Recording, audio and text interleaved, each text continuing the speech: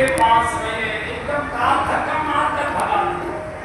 और जैसे ही रामा को पता लगा कि मेरे बाबूजी आए हैं, मेरे पिताजी आए हैं, बेटी से मिलने के लिए, बेटी बाप से मिलने के लिए कितनी नाराज रहती आप कल्पना।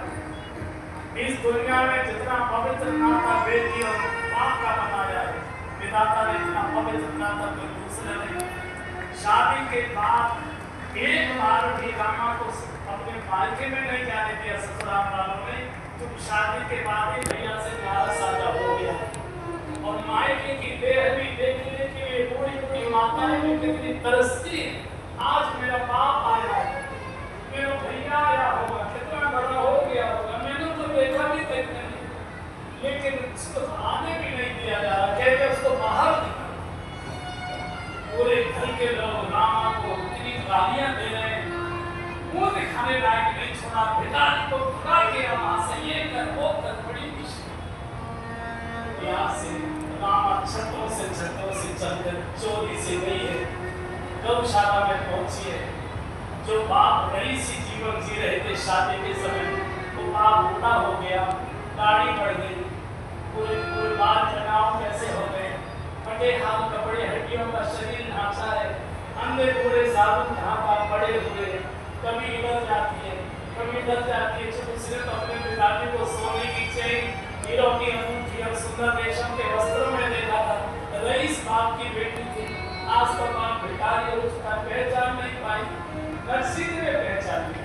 संतान माता पिता को विसार सकती है, भूल सकती है, लेकिन माता पिता बूढ़े होकर भी बच्चों को विसारते नहीं, कभी भूलते नहीं। एकदम रामा रामा अरे मेरी बिटिया रामा, और जैसे पिताजी की आवाज कांपने एकदम आई है, लिपट गई बाबूजी, ये हाल आपका हो गया। और कैसे कोई बेटी बहुत अच्छा, बहुत दिनों से आंखें तरस रही थी, शायद तेरे कारण से आंखें ठीक है, अभी तक मैं बेटी को एक बार देखूं तो अपनी आंखें बंद करूंगा। तू कैसे बोल, मैं तो ठीक हूँ, माँ कैसे? अब नरसिंह जी कैसे में तेरी माँ की तो मौत हो चुकी, अगर ये कहूँगा मैं यही प्राण छोड़ देंगे। बोले ठीक है, तेरी बहुत याद करती है, बिटिया की शादी के बाद एक बार जरूर घूमे आना, तुझे देखने के लिए दिन रात रोती है, ये नहीं बताया कि तेरी माँ दुनिया में नहीं है। मैंने सुना मेरी शादी के बाद भैया पैदा हुआ था, तेरे 14 साल का हो गया होगा, आया क्यों नहीं?